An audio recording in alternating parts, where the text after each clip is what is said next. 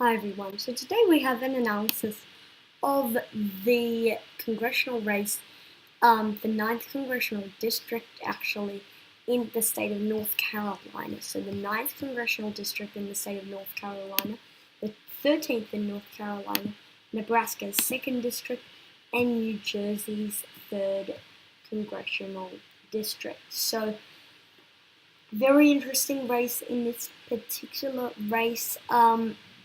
We'll be looking at all these races, so looking at North Carolina, definitely a state to watch, generally considered a swing state, or maybe tilting a bit towards the right if we're looking at the 9th Congressional District. We have Robert Pittinger, I believe that's how you pronounce his name, is retiring. Mark Harris is the Republican. He is the Republican nominee, and he is behind by quite a bit in a poll that was done in July. Dan McCready, I believe that's how you say it, is up by a pretty big amount. Cook rates this as a toss-up, but then the Inside Elections rates this as tilt Republican, and the Sabato Crystal Ball rates this as leaning Democratic. I would generally say Inside Elections may be a bit biased towards the Republicans, but then the Crystal Ball may be tilting towards the Democrat. And then Cook is pretty reliable in my view. Very interesting. Very interesting things, if you will. If we look at the pivot counties, there were 6 of them. So that's pretty interesting. In the district's history, we do have the Republican winning by a 17-point margin ahead of the Democrats. And in the general election, he was running unopposed in 2014, and that was just a kind of write-in campaign for those candidates who didn't really have a chance to win. I hate to say, if we go down to the polling data, the Democrat is leading, and that's pretty considerable. And because of that poll, I am putting this in the leaning Democratic column. One thing I keep forgetting to say, the incumbent was actually defeated in a primary. He lost to the challenger, a bit like how Crowley lost, obviously not to the same scale that Crowley lost, as that was an upset. This was always deemed kind of competitive, but it still is interesting to see an incumbent lose. Looking at the 13th Congressional District in North Carolina, interesting race again. We unfortunately don't have polling data. It is R+6, so that's interesting. And the Democrat has been outraising the Republican. We don't want to look at 2016. We want to look at here we go. Unfortunately, we don't have primary turnout. We're just going to have to make our best guess with not much information, I believe, because it went so overwhelmingly for him in 2016. I believe this I'm putting in the tilt Republican column.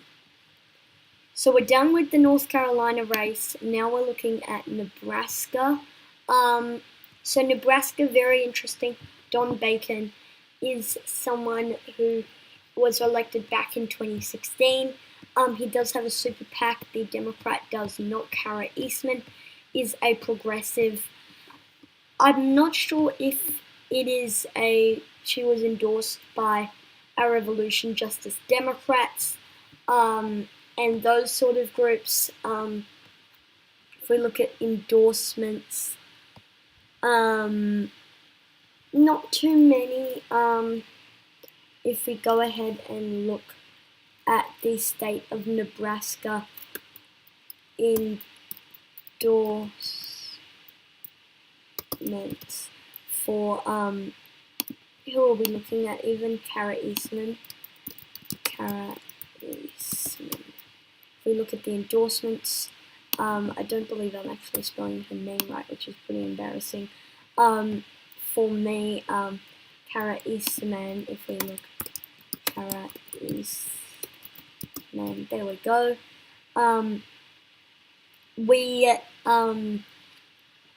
It's a very interesting candidate, Kara Eastman.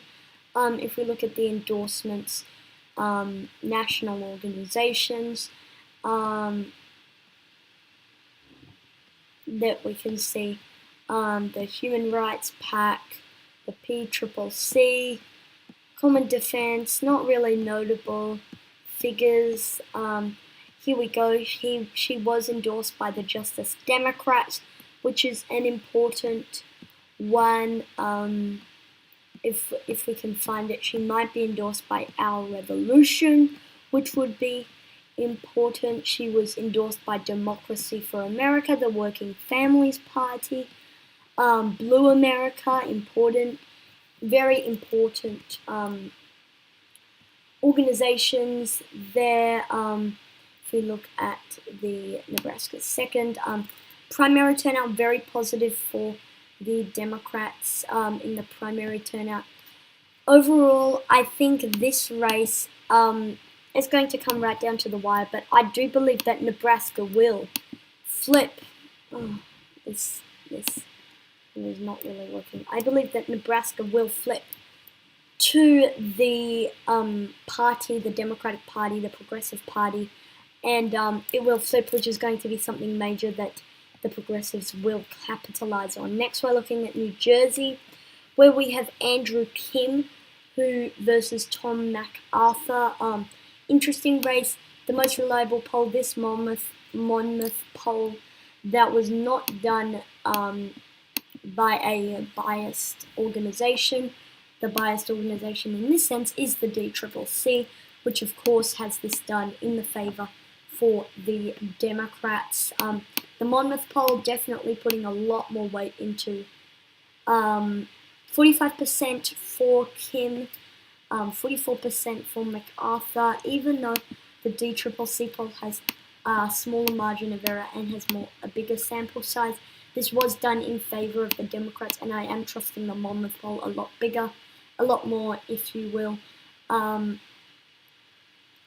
If you will, if we go and the House Majority PAC, which is a Pelosi-aligned group, they have spent money on this race.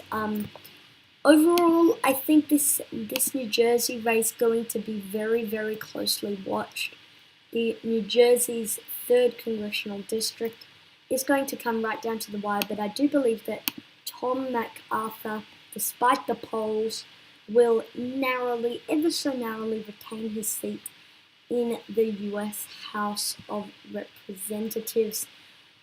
Thank you guys for watching this video. Comment down suggestions below, and I'll see you all in the next one.